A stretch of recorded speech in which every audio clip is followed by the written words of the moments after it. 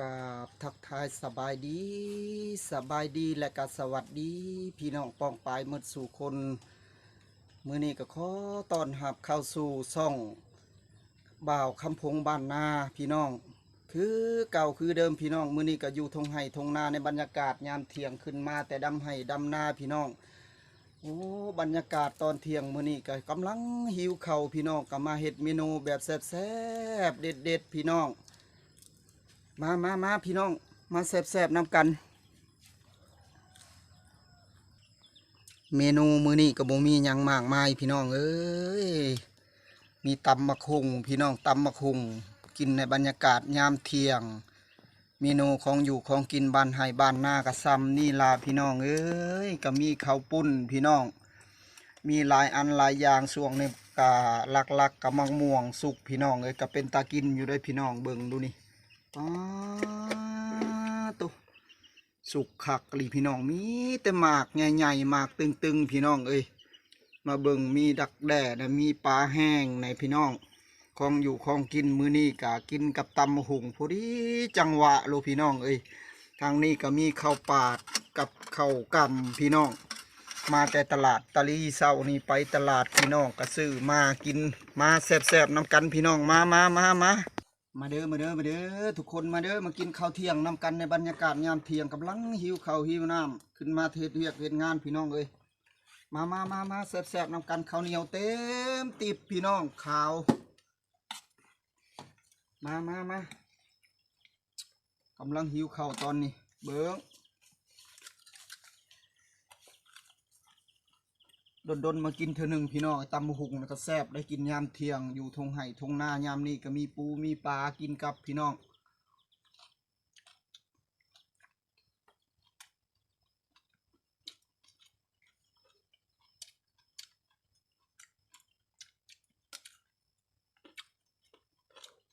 แซ่บพี่น้องดนมากินเธอหนึ่ง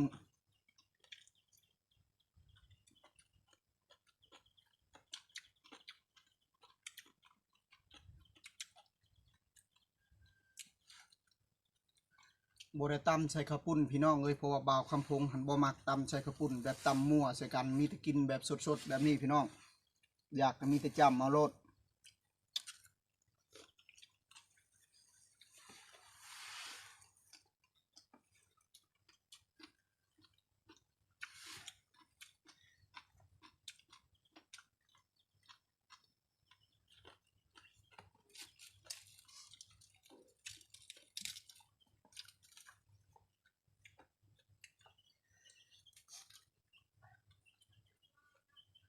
แซ่บพี่น้อง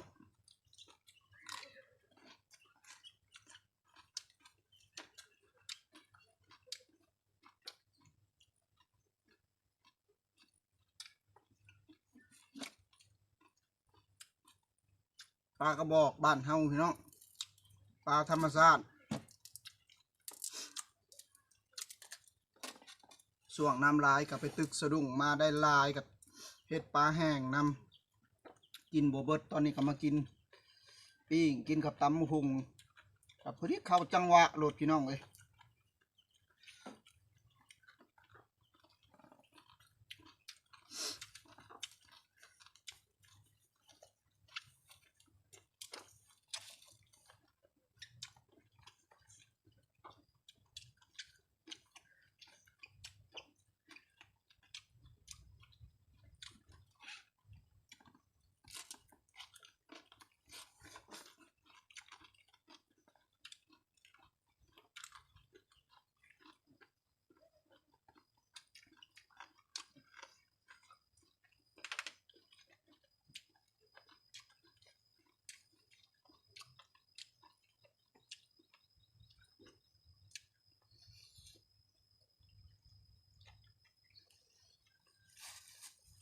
ทำใหญ่ๆโหลดพี่น้องตอนหิวเขาว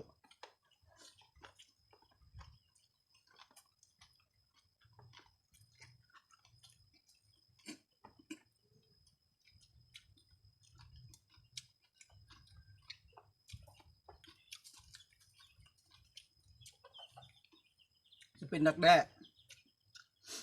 ชื่อตลาดพี่น้อง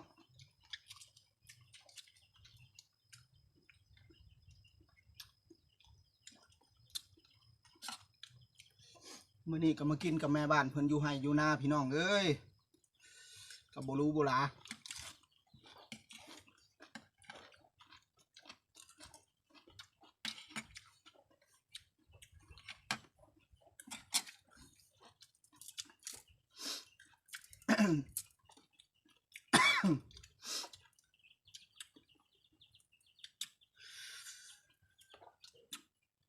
ตำบักหุ่งนี่ต้องเผ็ดในพี่น้องคันบ่เผ็ดบ่แซ่บ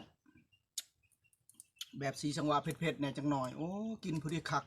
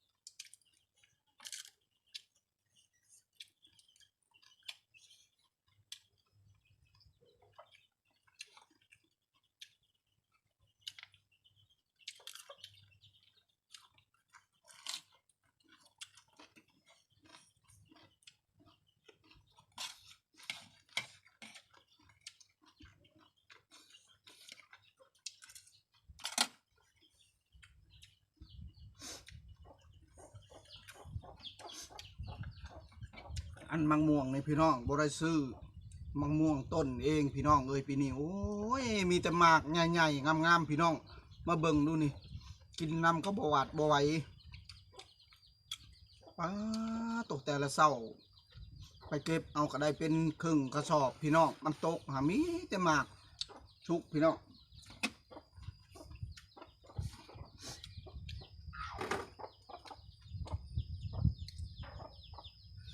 ปีนี้มักม่วงจังแม่นกระดักกระเดาะโกว่าอยู่ไสหลายคือกันหมดพี่น้องเลย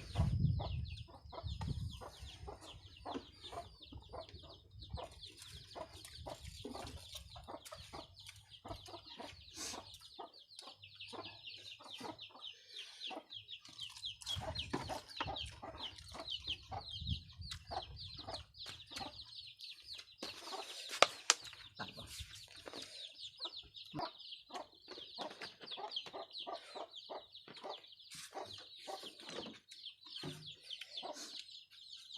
เขาถ่าพี่น้องเลยกินยามเที่ยงนะอืม